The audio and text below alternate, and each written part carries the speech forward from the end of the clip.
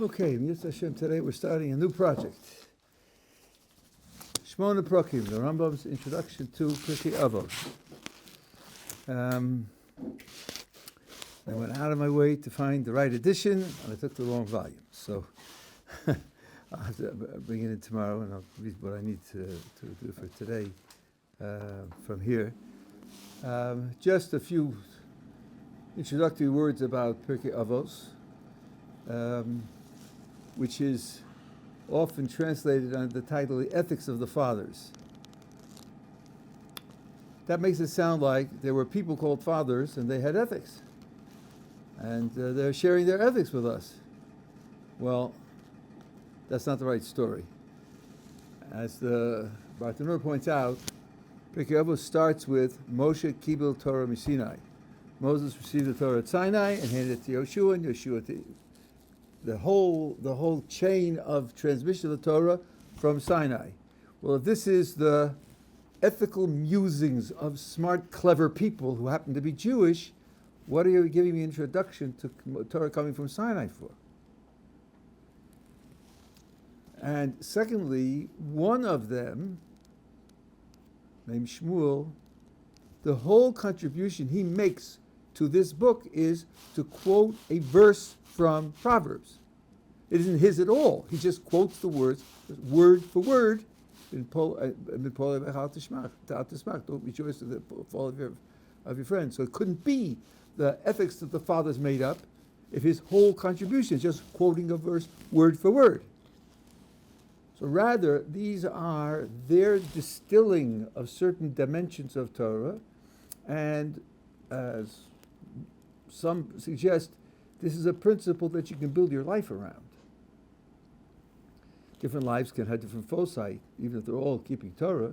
But he's a person saying that this particular principle is something which can be fundamental and has lots of applications, and it can carry the depths of your soul, and there are different ones for different people. It's the distilling of Torah for some general purpose. And that's why it starts with Moshe Kibel Torah Sinai. Specifically, it's about to distinguish it from the folk wisdom of other nations. It's not Jewish folk wisdom. I think it's a very important point. Now, the Rambam in his introduction, which is called in Hebrew the Shmone Prakim because it's 8 chapters long, discusses a number of extremely important fundamental ideas, some very openly philosophical, and some analyses of principles of Torah that are very fundamental. So, for example, he starts with an idea of what the soul is and what functions it has in the life of the person and how it's related to the body, and what the intellect is and what the intellect can determine. And in particular, as we'll see, the intellect can determine what's right and what's wrong, which is philosophically controversial from 1,500 years before the Rambam to the present day, but that's the position that he takes. And the psychology of the person and how the psychology of the person develops.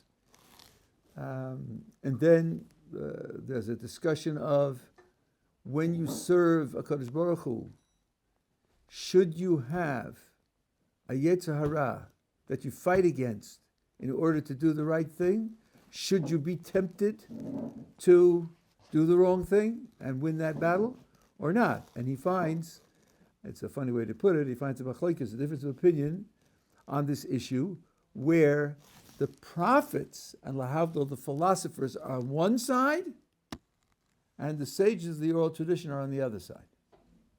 And he finds statements in that express an absolute contradiction. And then he works to resolve it, to saying that there are different types of mitzvahs. For some mitzvahs, it's right and appropriate to have a Yetzer Hara, and in other mitzvahs, it's not right. And then he goes into the idea of prophecy. What is prophecy and what qualifications must a prophet have? And he talks about free will, the commitment that we have to free will, and free will vis-a-vis how HaKadosh Baruch Hu runs the world. So it's quite a a set of crucial issues that he uses to introduce the idea of Pirkei Avos. Now, the general attitude that the Rambam has, here I'm going to change my glasses, towards these matters is expressed in a few words, the end of his commentary of the Mishnah of Brachos. A few very, how shall I say, poignant words. Now, is this? Yeah, here we go.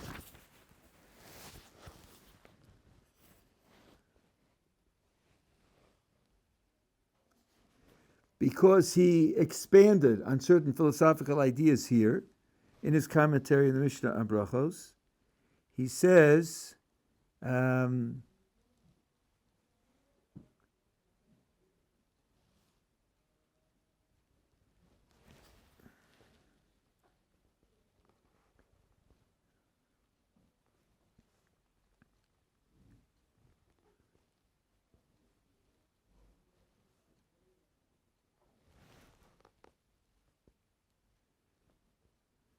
He says, I'm going to expand on these things in his commentary on Avos, which is what we're going to study. And I'll bring some of the words of philosophers.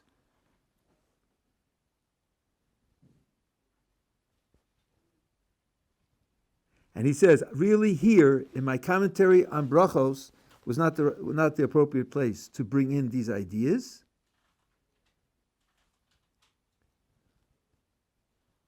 Lule asher kivanti kishiavo zecher dover be'inyan hamuna.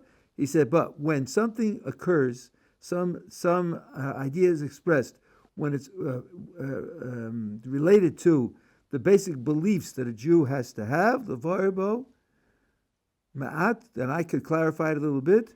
Ki yokar be'enai l'lamed ikar me'ikari hadas.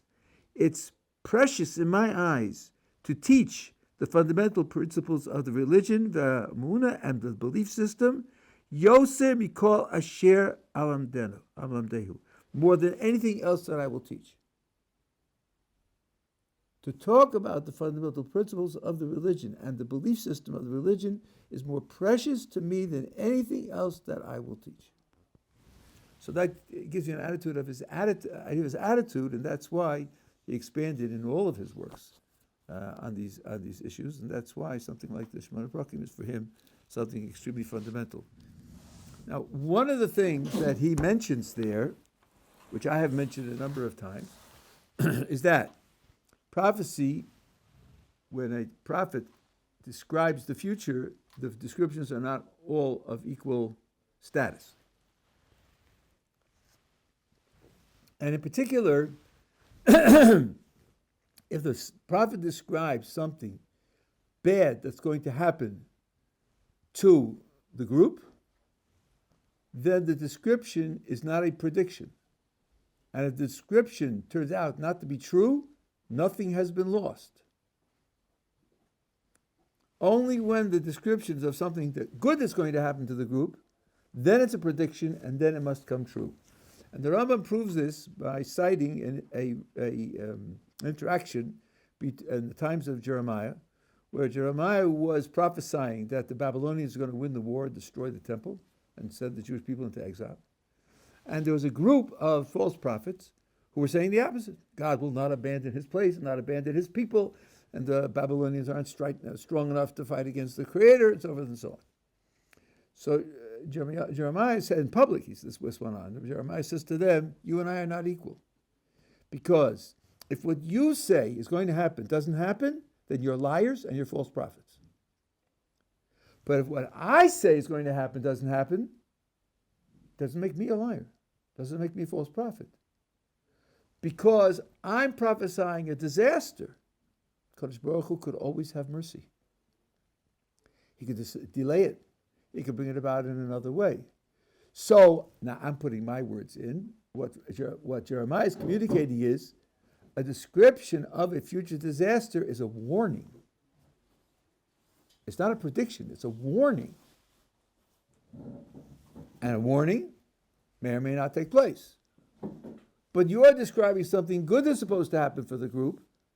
That's something which is an absolute commitment. And the Rambam points out there have to be some things that are absolute, otherwise how would you test the prophet? One way you test the prophet is that he can describe things that no one could know, and if everything he said might not happen, then you'd never be able to test it. Now, that's a very well-known principle. I wanted to use it to explain something we read 2 weeks ago, 8-9 days ago on Shabbos, and I was questioned about it, and I happened to be last Shabbos, not this previous Shabbos, yesterday, but the previous Shabbos. We had the great privilege, my Rebbe and I, of eating Shalosh Seudah with the Rav Nebenzahl, who's the Rav of the Old City, because my Rebbe and his Rebbe are very close to one another, have been for many years. And I asked him about it, and he agreed with me. So I was very happy to hear that. And I'll show to you what I'm talking about. This is towards the end of Parshas Bo.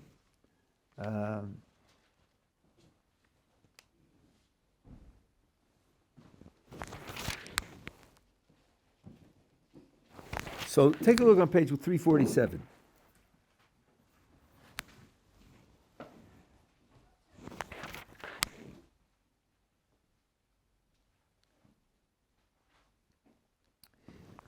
Moses comes before Pharaoh one last time. And Pharaoh says, you can go, but I don't want you to take all your animals with you. And Moses says, we have to take all our animals with us. And Pharaoh says, absolutely not. Get out of here. Don't see my face anymore. The day you see my face, you shall die. And Moses says to him, you've spoken correctly. I shall never see your face again. Now, as the Maharal points out, what he's talking about here is the way Moses barged in on the court at will, didn't ask permission, and came before Pharaoh and sitting on the throne and saying, you're going to suffer if you're not let the Jews go. Don't do that again. If you do that again, I'm going to kill you. So then, because Baruch Hu says to Moses, there's going to be one more plague. One more plague, and that's the death of the firstborn, and then he's going to send you out. And you see on 347, verse 4, Moses said, so said Hashem, at midnight I shall go out in the midst of Egypt. Every firstborn in the land of Egypt shall die. So Maharal asks, why is God speaking to Moses here in front of Pharaoh? He never did that before. He spoke to him elsewhere and said, go to Pharaoh, go to him and tell him what I'm telling you to say to him. Here, he tells him here, so that when Moses said, I agree with you that what you said, I won't see your face again, is true. That is to say, I won't barge in on you uninvited. It'll come true. Because otherwise, like all the other cases, after Moses leaves, because Baruch Hu would say to him, go back to Pharaoh, barge in, and tell him that there's going to be the death of the firstborn. Indeed, does Moses ever see Pharaoh's face again after this meeting? Oh, yes, he does. Let's read it and I'll show you. So here we are, on 347:4. So Hashem said, Moses is speaking in Hashem's name. So said Hashem, at about midnight I shall go out in the midst of Egypt. Every firstborn of the land of Egypt shall die, from the firstborn of Pharaoh who sits on the throne, to the firstborn of the maidservant who's behind the millstone, and all the firstborn of the beast. There shall be a great outcry in the entire land of Egypt, such as there has never been and shall never be again. Against the children of Israel, no dog shall whet its tongue, and against man or beast, shall note that Hashem will have differentiated between Egypt and Israel. And Moses goes on, then all these servants of yours will come down to me and say, leave. You and the entire people that it follows you. After that, I will leave. Now, is that what happens? All the servants of Pharaoh come to Moses in the middle of the night. They say, you should leave. No, that's not what happens. What happens is that Pharaoh and all of his servants come in the middle of the night to Moses and say, you can leave. And Pharaoh speaks for himself to Moses. And Rashi says here, Moses is giving honor to the king. He's not pushing his face in the mud. You yourself are going to come and ask me to leave. You said I shouldn't see your face. You're going to come and beg me to leave. He doesn't say that, but that's what happens. But that's the difference. When Moses agreed with Pharaoh, I won't see your face again, he didn't mean there won't be visual contact between us.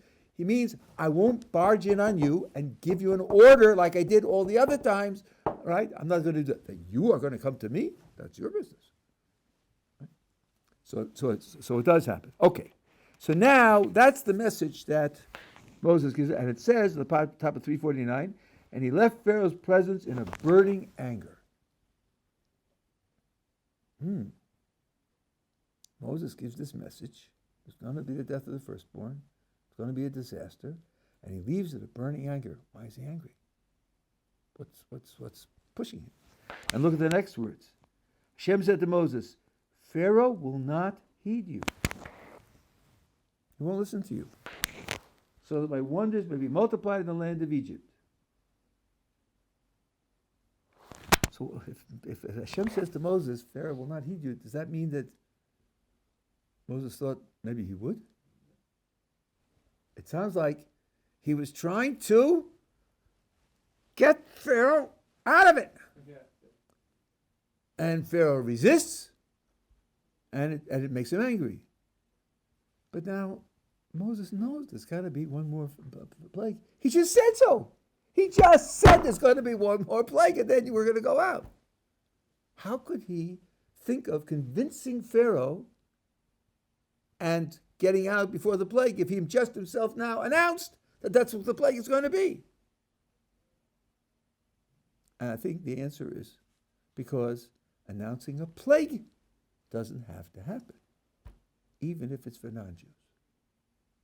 Even if it's for non-Jews. Announcing a disaster doesn't have to happen. So, it's not as if he's violating the absolute ironclad will of the Creator to kill the firstborn. No, I gave you a warning. I gave you a terrible prediction of what will happen if you don't send them out. So send them out. Which means that he's trying to somehow save them from this disaster. That's another issue which we'll have to talk about in a moment.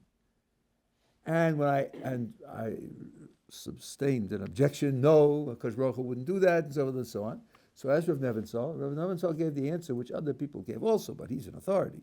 Said right away, what about Nineveh? Because Baruch Hu sent Yonah to prophesy against the city of Nineveh, and it said, Od shloshim yom Nineveh nehefeches. In 30 days, the city's going to be absolutely destroyed. And they did tshuva, and they were saved. So you see that a statement of a disaster, even if it's stated to non-Jews, is in the getter, we say in Hebrew. The nature of it is a warning, not a prediction of what will happen and therefore has to happen. So this is what's going on over here too. Moshe Rabbeinu understood it as a warning, and he wanted to use it to. Now you'll ask me,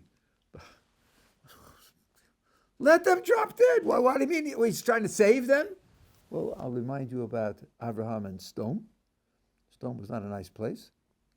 Their morals and their anti-spiritual principles were terrible, and Abraham goes out on a limb, not only to save the righteous, but also to save the wicked.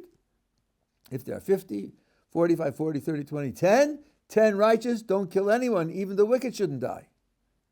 So the idea of trying to save people is certainly an idea that's classic. And if you'll ask me, okay, it's classic and you find it in some places, but who says it applies to Egypt? I'll show you that it does apply to Egypt, because when the sea splits and when the Egyptians are being drowned, there's the famous midrash, which appeals to people's sentiments sometimes, I think, inappropriately, but the midrash is the midrash. When it says the angels wanted to sing praises to HaKadosh Baruch Hu, and HaKadosh Baruch Hu said, Maseh adai tovim b'yam, atem om shira. The work of my hands, meaning the Egyptians, are drowning in the sea, and you want to sing praises to me? So it means there was a loss to HaKadosh Baruch Hu also. There was a loss to HaKadosh Baruch Hu also. So Moshe Rabbeinu is trying to prevent that loss. So I think the idea of what the Rambam tells us, that a prediction of something bad is only a warning, is amply borne out here, and it's in a simple shot in the psukim here. Okay? Okay. So now I'm going to start, subject to the possibility, as I have told you, that the text here is not perfect, because this is the text in the Gemara. This is not the perfect text of the commentary of the Rambam. But we'll start with it. I do remember it to a certain extent. And if there any change I've made, I'll make it tomorrow. Let's see, where's Shmone Prakim there?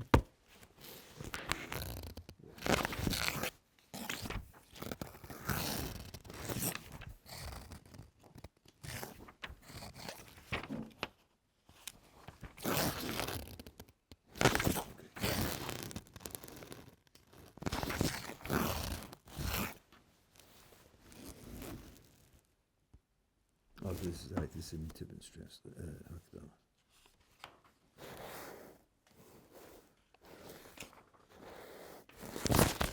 Okay. The first chapter is entitled "The Nefesh of a Person and Its Powers." Now, I have to introduce you to Rambam's terminology, because it's certainly not consistent throughout Jewish literature. For the Rambam, the word nefesh means what we call the soul. It's what continues after death. It's the spiritual part of man. Rambam does not use the word neshama for that. For him, neshama is something that animals have also. The word neshama in Hebrew is related to the verb linshom, which means to breathe,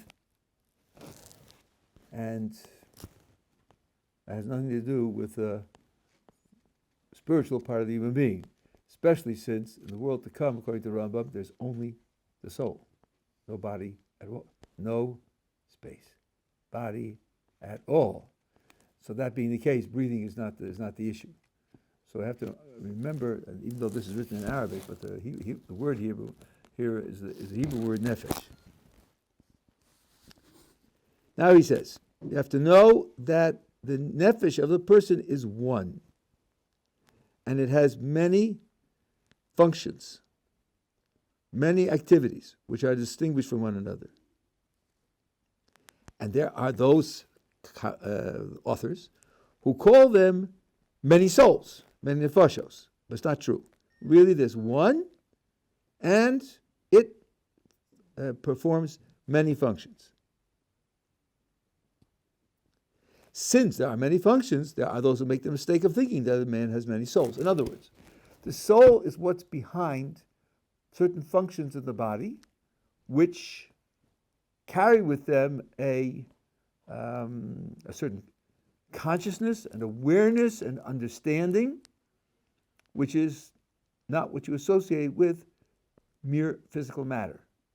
The senses, the thought processes, the emotions, all of this is something which is associated with what he calls nefesh.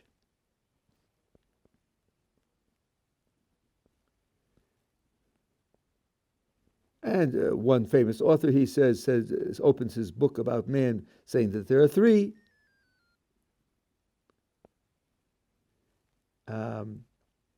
Let me explain the idea that he's introducing here, because before we get into the details in the text. So,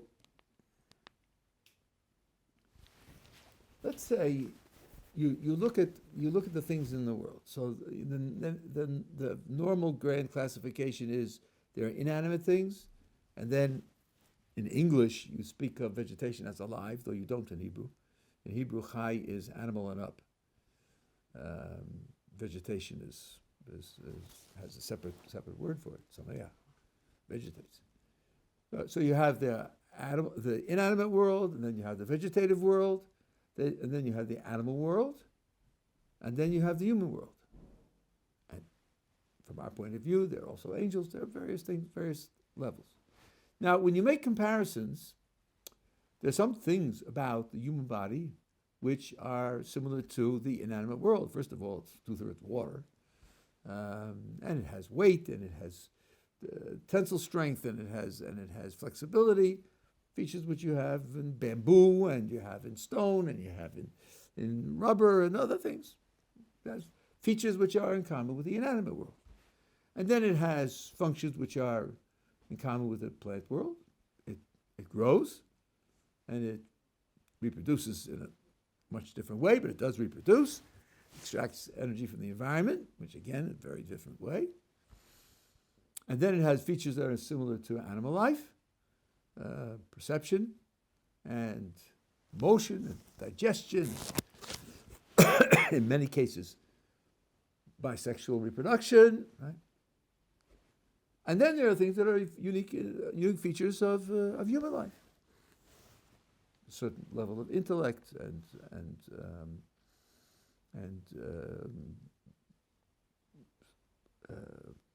certain creative features and certain sensitivities, like aesthetic sensitivities. There are creatures in the world with much sharper vision than human beings, but they don't stare at sunsets or flowers. They don't have an aesthetic sensitivity. So now you can see in a human being a hierarchy of functions. How to explain that hierarchy of functions?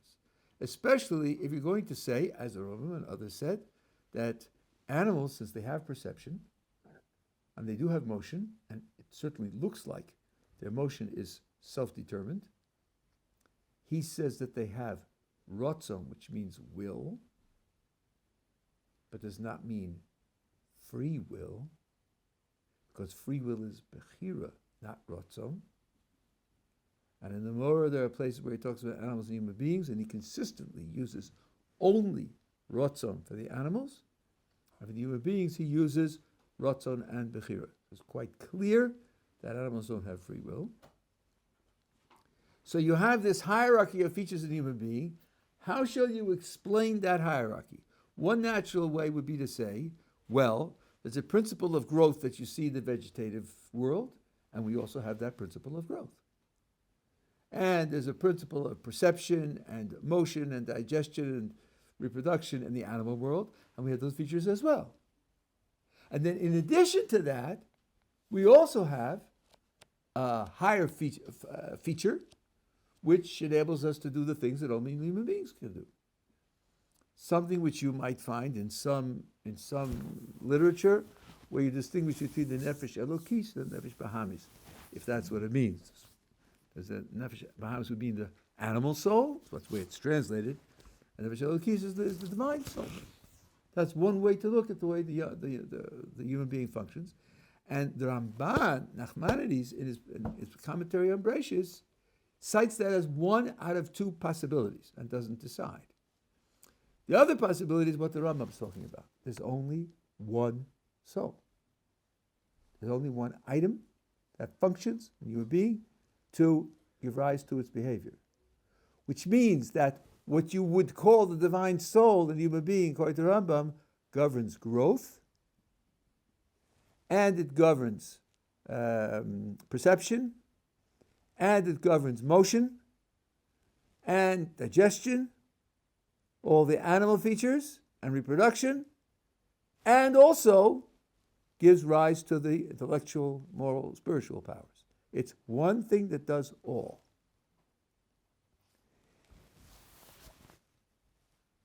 That's not obvious. I think the first picture is a much more natural picture. It's much more conservative, which is supposed to be a virtue in creating theories.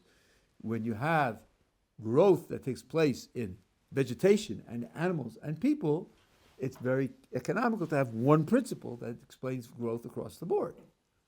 Your perception in animals and people, it's economical to say there's one principle that explains perception across the board. Rambam is rejecting that. Rambam says the faculty that gives rise to intellect is the same faculty that governs the body and all the functions of the body. Now, the Rambam has that as his understanding what the Torah says.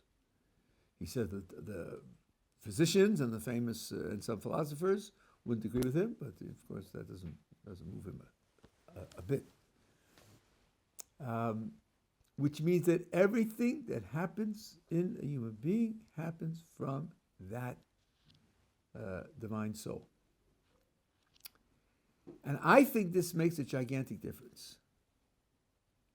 Because the Rambam's view of the world to come is that only the soul is there. And there are a few other Rishonim who agree with him. Many, including, as far as I know, all the Kabbalists disagree and say that the body is there also. So the picture, let's say, of eschatology, the end of this period of human history, where you have the coming of the Messiah and you have the resurrection, according to the Rambam, all the people who are resurrected die again. Because only the soul goes into the world to come. The body doesn't go. It also means that the Adam HaRishon was created to die. We think that when he ate from the tree of knowledge, that's when he lost his immortality and became subject to death. According to Rambam, that's not true. Because only the soul goes into the world to come, so he had to die. What happened when he ate from the tree of knowledge is that his life was shortened, but not that he became mortal. A human being which operates as a body and a soul together is destined to die. All are destined to die. So that's the Rambam's position. And the Kabbalistic position is that the body undergoes certain transformations. After the resurrection, they stay alive. They stay together, body and soul. And both go into the world to come. I used to think of that as a gigantic difference.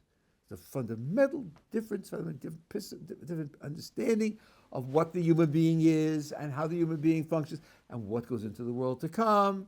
And I taught it as such. But then, this goes back quite a long time, at least 25 years. Then I read what the Rambam wrote here, what I just told you. Thought to myself, maybe the difference isn't as big as I thought. Because after all, this soul that's the spirituality in the human being, according to the Rambam, this soul is responsible for its growth, the body's growth. It's responsible for vision and for hearing and for olfactory perception and gustatory perception and tactile sensation. It's responsible for digestion. It's responsible for reproduction. This same soul. So when this one spiritual soul goes into the world to come, does it lose all those aspects? Just lose them? Disappear? Because there's no body anymore, so there's no use for them anymore. They just are sort of scraped off the soul, and what's left is only the intellect? That's not obvious. I don't know anywhere where the Rambam indicates that the nefesh loses any of its character. So that means built into the soul is a kind of bodily focus, a bodily connection that's built into the soul. And that built-in isn't lost, just the body's lost. Indeed, in another place where the Rambam is describing the relationship between human beings and angels, and he says an angel is a pure tzura, has no physicality about it at all, and the soul of a person also has no physicality in its nature, real physicality in its nature. And he describes the difference between them this way. He says, an angel is a tzura that is not destined to become connected to a body. And the soul of a person is a tzura that is destined to become connected to a body. But before it becomes connected to the body, they're equally abstract. They're equally just tzura, just form, no matter. But then, ask yourself, is there no difference in the character of the tzura itself? If it's destined to become attached to a body or not destined to become attached to a body? That would be very strange. Since they're going to have different futures, they're going to have different functions, there should be something in them that enables them to perform this function when it's a human soul, which the the tzura of a malach, of an angel, doesn't have. So it means there's a kind of, let's put it this way, body reference in the soul, according to the Rambam. Okay, that's from the Rambam side. Now, if you take a look at the Ramchal, let's say in the Das Tfunos, where he talks about what happens to the soul and the body after death, he says the body goes, there are 5 different levels the body can exist on, and it goes through 4 transformations from level 5 to level 1, where the body becomes more and more spiritualized, soul-like. And the one example of the transition we know very well, Moses on Mount Sinai. What was he doing on Mount Sinai? Well, you all know that he wasn't eating and drinking, that it says over and over again.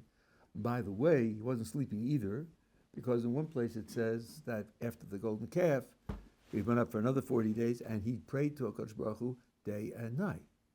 So he didn't sleep either. Okay, here you have a human being, soul and body, on Mount Sinai, no eating, no drinking, and no sleeping. So I want to ask about the eating and drinking. When Moses came down after the first 40 days, was he a scarecrow? Ribs sticking out? The world's most successful crash diet. Nothing to eat and drink for 40 days and nights. Probably not, right? Probably not. Well, why not? How is it that his body didn't deteriorate? And the answer is because he was receiving from HaKadosh Baruch Hu the Torah, and that spiritual infusion nourished his body. Well, that's not where we are. Our bodies don't function like that. Even after a good day of learning, you do have to eat supper. You can't get away without it. But that means that the body now is playing a role on a much higher spiritual level. So when you think about it, if life for a human being is a soul and a body together, and death means the separating of the soul and the body, how can a hamburger keep you alive? Isn't the hamburger just feeding the body? What has feeding the body got to do with keeping the soul there? So there are many treatments of this question, but one simple answer is you're misunderstanding the hamburger. The hamburger isn't something that's purely physical, or better, what you think of as purely physical doesn't exist at all. Everything is a creation of HaKadosh Baruch Hu. Everything has nitzotz of Kedusha, a spark of divinity in it that keeps it alive, gives it its existence. So even what we call physical things have also a spiritual content, and the 2-part content of the hamburger enable the 2 parts of the human being to stay together. But that means that the spirituality in the hamburger also plays a role even in this level of the world. One step up on Mount Sinai, the body responds to the spirituality, and that keeps it well nourished. That means it's now taking its nourishment from the soul side, rather than taking it from the side the way animals do. Okay, that's a step up in the character of the body. That's one, and then there are 3 more transformations. In each transformation, the body becomes more and more soul-like, more similar to the soul, more spiritualized. The body was created to set up a contrast to the soul. The body was created for the sake of free will, so that the soul is naturally oriented towards the good, the pure, the holy, the right, and so forth and so on. And the body is oriented spiritually and morally blindly at what it wants, irrespective of whether or not it is good or right or holy or and so forth and so on. Now, as the body goes up these levels, it becomes more and more allied to the spiritual. So that when you get to the top level, which is when the body and the soul go into the world to come, the body is something like an expression of the soul. And I'll give you an analogy of this, what this is like. As I told you, things have sparks of divinity in them. We don't see them because the body functions as an opaque shell. We talk about klipos, opaque shell which doesn't allow the light to emerge. Now, if you have light in a shell and you want to make the light visible, there are several options that you have. One option is obliterate the shell. Just leave the light, and the light will spread. Another is to make the shell transparent. The shell is there, but it doesn't restrict the light. The light travels freely through the shell and outward. Then the light is neutral. The shell is neutral vis-a-vis the light. But suppose you transform the shell into a lens that focuses the light. Then you might get a laser, eh? And then the shell becomes an ally in projecting the light. It becomes an ally in projecting the light. So then you have a system with two elements, both of which are dedicated to the same end, to the same goal of spreading the light.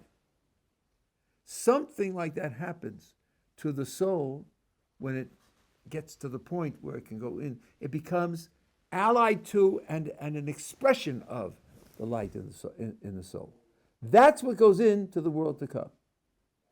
So now, having gone through both of these meditations, I thought to myself, so what exactly is the difference between what the Rambam is describing and what the Ramchal is describing?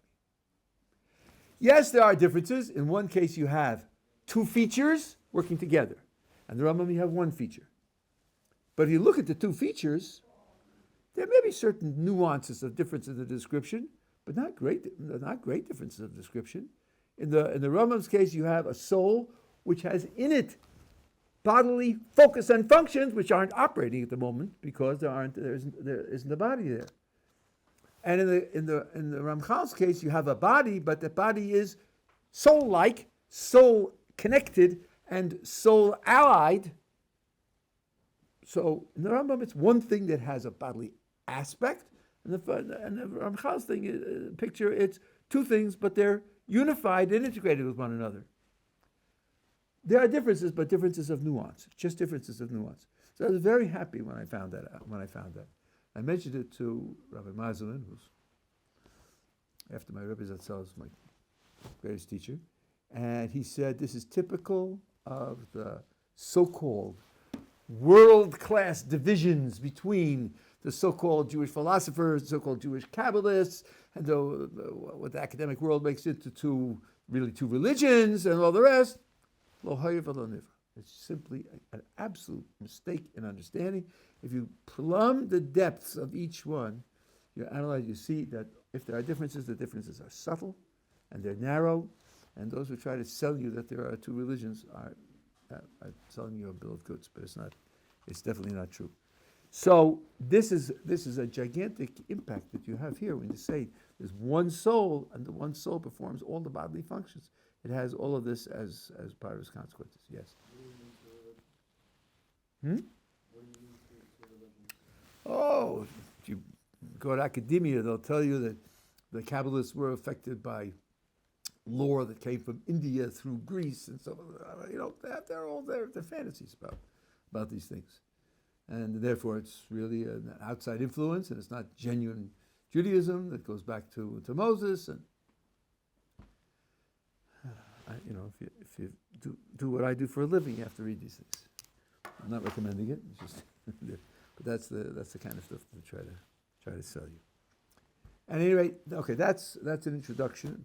Next time, tomorrow, we'll go through it in word for word in more detail, and we'll explain it in detail.